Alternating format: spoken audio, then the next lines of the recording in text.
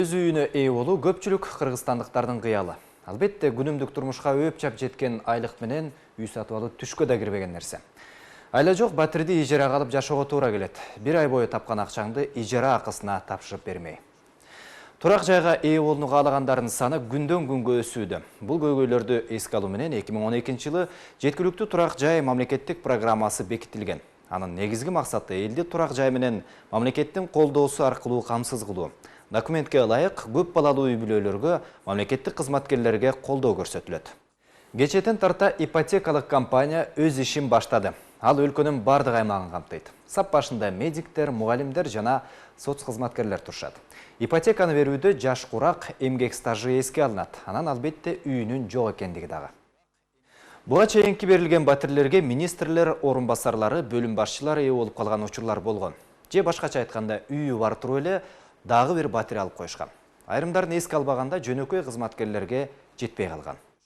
Бул жолу батир берүүдөгү тизменин так түзүлөрүнө мекеме жетекчилери керт баштар менен жооп беришет. Тизме ачык, адилеттүү түзүлөрү айтылууда. Мерим Бакир кызы кененирээк айтып берет. Жеткиликтүү турак жай 2015-2020 мамлекеттик программасына ылайык өлкөнүн бардык жарандары үстөк пайызы төмөн ипотека ыкмасын пайдаланып, кыймылсыз мүлккө ээ болот. Бул программа өлкө жарандарынын баарын турак жай менен камсыздоого багытталган. Ким эле үйлүү болгусу келбесин, туруктуу баш калкалаганга өкмөт тарабынан колдоо болот деген жаңылык албетте көпчүлүккө кубаныч алып келди окшойт. Турак жай алуу үчүн бериле турган мамлекеттик насыя алгач мугалимдерге, дарыгерлерге жана социалдык кызматкерлерге берилет. Тандалып алынган кызматкерлер ошол тармакта 3 жылдан кем эмес иштөөсү керек. Ошондой эле негизги талаптардын бири алардын жаш курагы да каралат. Маселен, сиздин жаш курагыңыз 21 жаштан жогору болушу зарыл. Же болбосо берилген насыянын үстөк пайызы 65 жашка чейин төлөнүп бүтүшү керек. Бул программа аягына чейин иштесе эле болду. Үй алат элем деп буга чейин коммерциялык банктарга кайрылып, бирок кыска мөөнөткө доллар менен гана берилерин угуп, сумсайган кызматкерлер сүйүнмөк. Насыянын мөөнөтү 15 жыл, берилген сумманын үстөк пайызы 12-14%. Болгондо дагы улуттук валюта менен болууда. Кирешени сом менен тапкандарга алда канча ыңгайлуу. Үйлүү болом дегендер болжол менен канча акча сарптаарын эсептеп да көрөлү. Маселен, 1,5 миллион сомго баалаган үй деп коелу. Алгач бул сумманын 30%ын төлөө керек. Ал 450 миң сом болот. Ошондо дагы 1 миллион 50 миң сом калып жатат. Андан кийин 12% үстөк пайыз кошобуз. Жыйынтыгында жалпы сумма 2 миллион 268 миң 317 сом болот. Бул сумманы 15 жылга же болбосо 180 айга бөлөбүз. Ошентип сиз ар бир айда 12 миң 602 сом төлөп каласыз. Бирок бул сумма мамлекеттик кызматкерлердин капчыгына туура келеби деген суроо жаралат.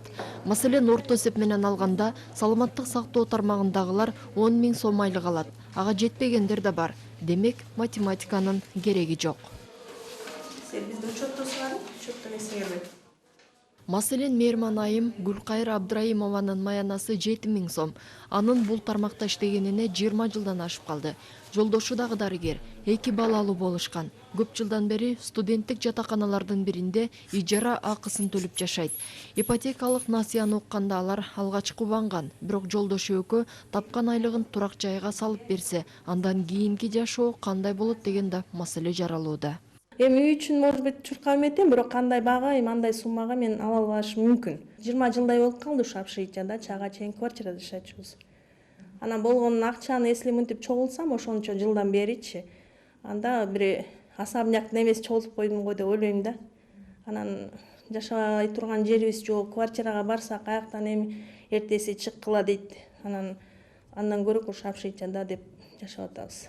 Мен бул жерден биринчи местада турам, очередь боюнчачы.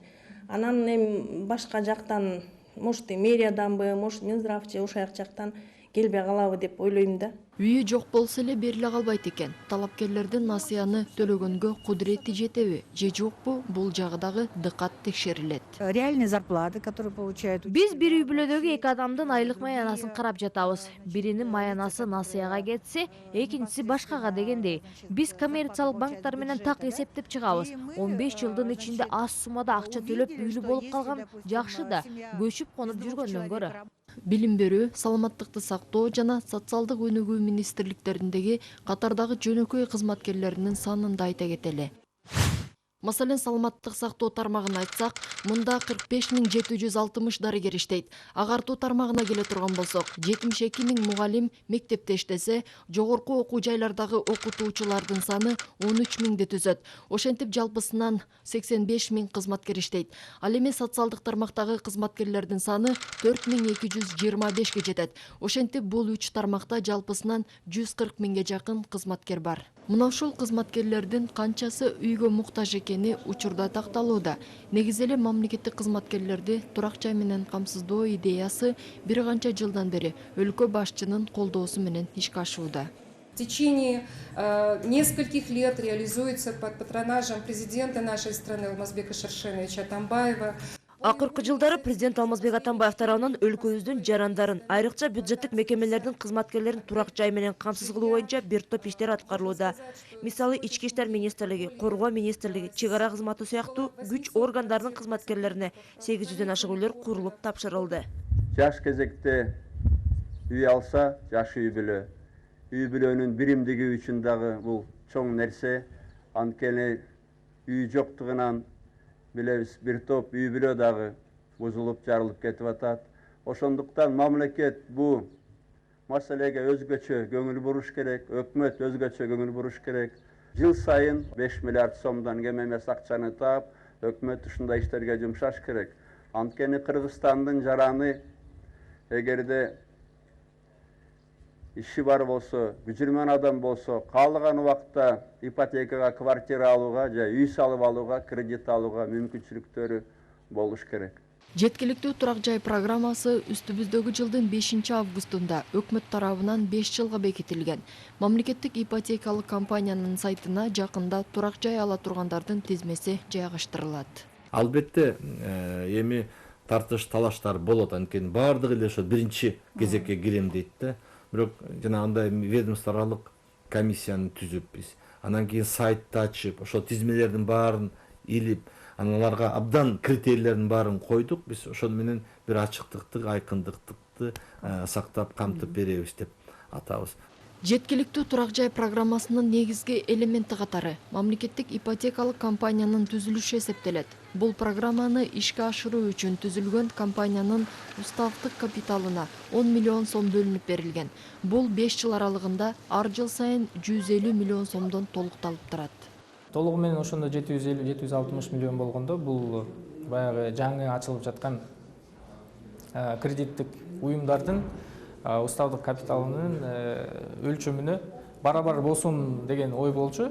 Анан ошондон кийин мамлекет ошо 760 миллионун капитализациялагандан кийин бул мамлекеттик ипотекалык компаниянын өзүнүн башка финансы каржыларын издөөгө өзүнүн укугу бар да.